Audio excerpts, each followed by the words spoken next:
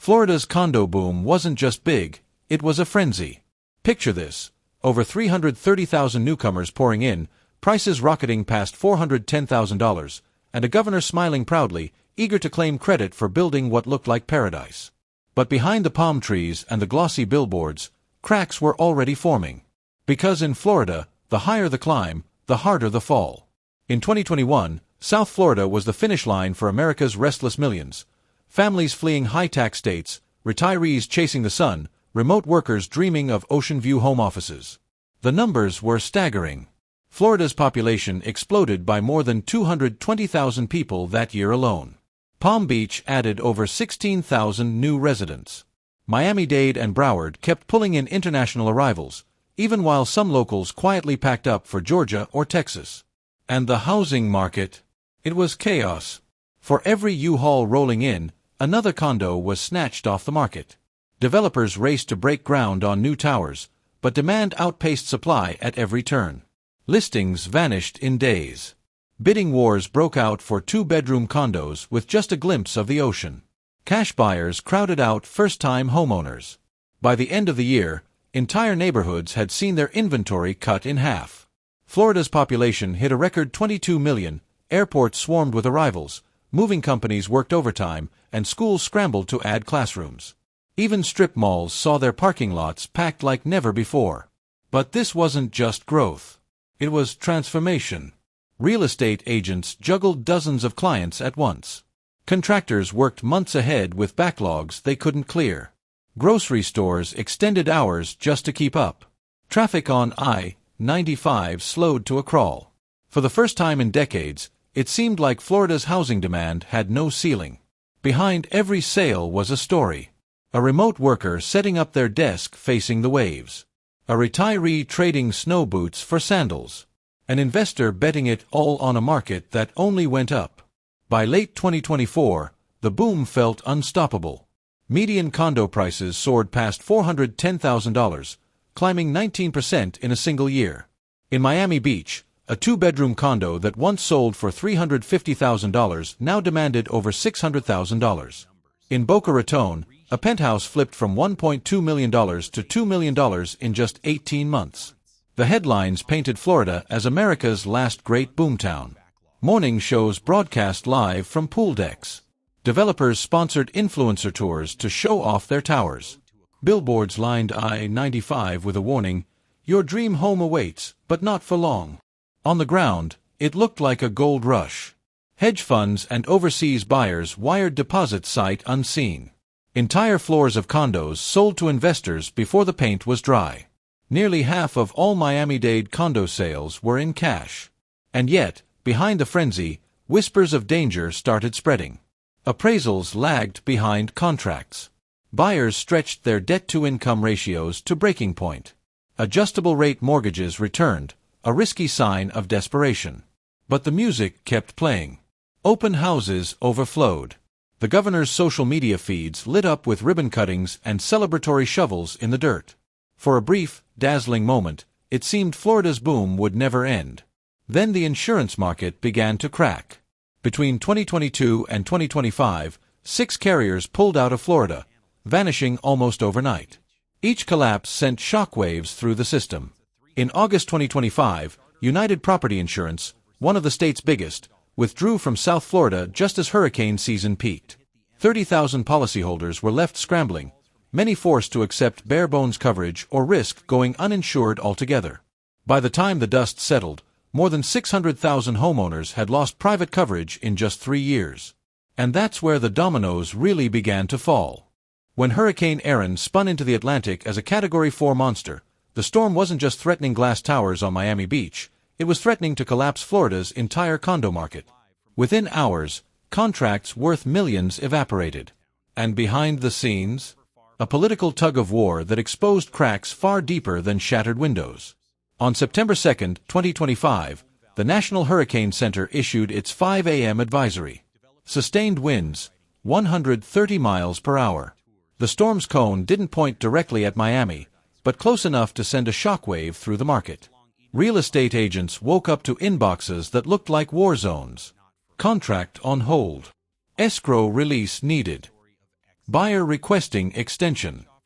By midday, the cancellations piled up. Carla Rodriguez, a top agent in Sunny Isles, watched over half her pending sales collapse before lunch. Buyers weren't taking chances. Some walked away from $10,000 to $20,000 deposits, citing hurricane clauses buried deep in contracts. Lenders froze approvals. Developers watched pre-sales vanish from their books like they never existed. For one Toronto retiree, it was safer to forfeit a $9,000 deposit than risk owning a condo with no insurance. And just like that, the so-called unstoppable boom froze. The freeze wasn't about rain or wind, it was about insurance. Carriers refused to issue new policies anywhere south of Lake Okeechobee. Condo boards scrambled, calling every broker in their Rolodex. Many heard the same answer: no coverage until the storm passes. Entire buildings in Miami Beach and Fort Lauderdale yanked listings offline, terrified that a single price cut during the panic could tank values for an entire tower. It wasn't just coastal condos. In Coral Springs and Weston, miles from the ocean, deals stalled, not because of flooding risk, but because insurers simply wouldn't write new policies for anyone in South Florida. The market didn't just slow, it went silent. While agents scrambled on the ground, chaos erupted in Tallahassee. Governor Ron DeSantis' inbox pinged hour after hour. His staff fired off directives. Fast-track emergency inspections. Guarantee temporary insurance coverage. Clear condo units for occupancy immediately. But county officials weren't buying it. In Miami-Dade and Broward, building departments pushed back.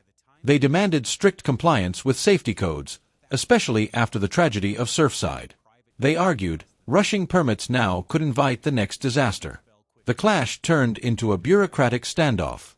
State inspectors showed up at towers, ordered to greenlight units.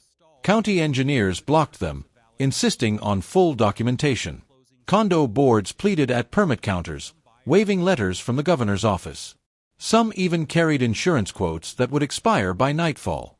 It was a standoff with clipboards, state versus county, safety versus speed. And caught in the middle, thousands of buyers and sellers watching deals collapse in real time. As the storm loomed closer, developers and lobbyists applied pressure. The Florida Realtors PAC, flush with fresh campaign donations, demanded a moratorium on new safety mandates until hurricane season ended. Meanwhile, county offices dug in deeper, flagging dozens of older towers for incomplete reports and expired elevator certificates. Every email, every memo revealed a deeper divide. State leaders pushing for speed to restore market liquidity. County officials warning that shortcuts could cost lives. The result? Total paralysis. By the end of the first week, inventory ballooned, buyers froze, and the feud between state and county governments spilled into public view, one stalled closing at a time. If South Florida was frozen, Cape Coral was bleeding. In just 3 years, home values plunged 20%. Listings exploded by 500%, flooding the market with unsold properties. What was once a seller's playground now felt like a liquidation sale. Entire condo complexes sat idle for months. Out-of-state investors who once fought over units in Miami turned their attention to safer markets like North Carolina and Texas. MLS data showed the migration clearly. Offers once destined for Florida now flowing into Wilmington and Galveston. The ripple effects were undeniable. Miami and Jacksonville held up thanks to international buyers and stronger economies, but places like Cape Coral and West Palm Beach? They were sinking fast. By late September, one truth was impossible to ignore. Florida's condo crisis wasn't just about real estate, it was about trust. Trust in insurance. Trust in government. Trust that the boom could last. And as Hurricane Erin churned offshore, that trust was already in pieces. The frenzy was over. The hurricane hadn't even made landfall, and yet the market was already in lockdown. Buyers gone. Sellers trapped. Agents left refreshing MLS feeds like it was a lifeline. But here's the question. Could Florida recover? Or was the dream already over? By October, Hurricane Erin had shifted away, sparing Florida from a direct hit. But here's the twist. The market didn't breathe a sigh of relief. Instead, the panic that started before the storm settled in like permanent floodwater. And the numbers? They were brutal. After the storm that never hit. In Miami, the skyline looked untouched, But the real estate market told a different story. Condos that once commanded bidding wars now sat idle. Price reductions hit the MLS daily, shaving off $20,000, $50,000, even $100,000 in desperate attempts to lure back buyers. But the buyers weren't coming. Insurance companies, already spooked, kept their moratoriums in place. Some refused to write new policies until the next hurricane season ended. In Fort Lauderdale, a luxury tower developer admitted quietly, "We can't close on 40% of our units. Buyers can't get insurance. Lenders won't release funds. We're stuck." And with every stalled closing, investor confidence leaked out of Florida like air from a punctured tire. Nowhere was the crisis clearer than Cape Coral. Once marketed as the next Naples, Cape Coral had become a case study in oversupply. Prices there dropped another 8% in just 2 months, pushing year-over-year losses past 25%. Local agents described it as the sharpest whiplash in Florida's modern history. Drive through Cape Coral, and you'd see entire rows of for sale signs baking under the sun. Newly built homes sat empty. Investors who bought during the 2021 frenzy were underwater, literally and financially. And the fear was spreading north. Punta Gorda, Port Charlotte, even Tampa. If Cape Coral was the warning shot, the rest of Florida was bracing for the bullet. Nobody wanted to see. Behind closed doors, analysts at the Florida Department of Business and Professional Regulation compiled the real numbers. And those numbers painted a chilling picture. Statewide condo listings surged 42% in just 3 months. Canceled contracts hit a record high, nearly double the 2008 recession peak. Insurance premiums jumped another 30% in coastal counties, even without a direct hurricane strike. The reports circulated quietly, marked internal use only. But here's the bombshell. Tucked inside the appendix was a projection that if another major storm struck within 12 months, up to 35% of Florida's condo inventory could go unsellable.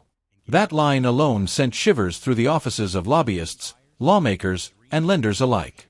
Governor Ron DeSantis saw the writing on the wall. He doubled down on his message. Florida would not back down, Florida would rebuild, and Florida would remain open for business. Emergency insurance pools were announced. Fast-track permitting continued. Press conferences portrayed strength, stability, resilience. But critics pointed to the cracks. County inspectors refusing to rubber stamp older towers. Insurance carriers threatening permanent exits from the state. Developers quietly mothballing projects in Miami and Tampa. For every headline promising recovery, there was a lawsuit, a canceled project, or an abandoned sales office telling a very different story. And politically, the governor was gambling everything on the hope that the market would bounce back before the next election cycle. While the governor fought to project confidence, another story was unfolding on the ground: migration. Buyers from New York and Chicago, once desperate to own in Miami, were now pulling their money out. Retirees who dreamed of Florida sunshine were quietly shifting to the Carolinas, Texas, and Tennessee. In Naples, one agent confessed, "We've lost more buyers to North Carolina in 3 months than in the last 3 years combined." The Florida dream wasn't dead, but for many, it was on pause. And that pause was costing billions. By the end of 2025, the picture was undeniable. Florida's condo boom had cracked. Prices were falling. Inventory was swelling. Insurance was collapsing. And trust, the very foundation of real estate, was fractured. The storm hadn't leveled Miami, but it had exposed the fault lines. And those fault lines ran not just through concrete, but through politics, finance, and the very identity of Florida as a place where dreams were built on the water's edge. The Florida market now faces its greatest test since the crash of 2008. The question isn't just whether prices will recover, it's whether confidence will. And in real estate, confidence is everything. Because once buyers stop believing in the dream itself starts to disappear. Stay tuned, because this story is far from over. Everyone thought the worst was over. The storm had passed. The panic had peaked. But what came next was something nobody saw coming: the aftershock. Beneath the surface. As 2026 loomed, Florida's skyline glittered as if nothing had changed. Tourists still poured into Miami Beach. Construction cranes still dotted the horizon. But beneath the surface, Deals were unraveling at a speed that left even veterans stunned. Banks, once eager to back condo projects, quietly began pulling credit lines. Developers whispered about frozen financing. Small investors who had put everything into pre-construction deposits now faced a nightmare. Projects delayed, units devalued, and no refunds in sight. And for the first time, whispers of the dreaded phrase, Florida condo bubble, began circulating, not in headlines, but in boardrooms and investment circles. The insurance industry, the backbone of Florida real estate, was reaching a breaking point. One by one, carriers announced permanent withdrawals from the state. Even the stopgap state-backed fund was collapsing under claims and lawsuits. Homeowners found themselves scrambling to renew policies at double or even triple the old rates. Without insurance, banks refused to close mortgages. And without mortgages, sales stalled. In Miami, one agent admitted, "Half my pipeline is dead. Buyers want in, but no one can close." The real estate machine that powered Florida for decades was seizing up. Turns into a flood. The migration out of Florida was no longer quiet. It was visible. Moving trucks clogged I-95 and I-75, loaded with retirees and families heading north. Surveys showed a dramatic shift. Florida was no longer the #1 retirement destination in America. Texas, the Carolinas, Tennessee, even Arizona. They were all gaining from Florida's losses. Local businesses began to feel it too. Restaurants, shops, and contractors who had relied on endless new arrivals saw sales slide. The ripple effect was spreading beyond real estate into the very economy of the Sunshine State. Governor Ron DeSantis found himself in the eye of a different storm: politics. Critics accused him of putting a Band-Aid on a collapsing system. Lawsuits against insurance carriers piled up. Angry condo owners flooded town halls demanding answers. The governor doubled down, framing the crisis as a fight against predatory insurers and out-of-state speculators. But behind the speeches, pressure mounted. Lobbyists demanded relief.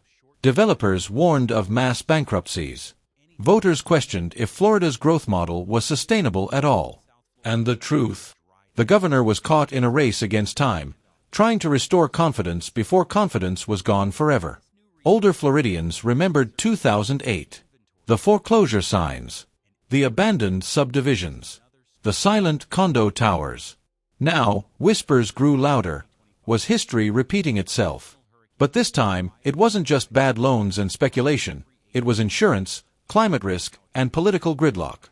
A more complex storm, harder to fix, harder to escape. In Miami, investors from Latin America pulled out. In Orlando, vacation home buyers canceled deals.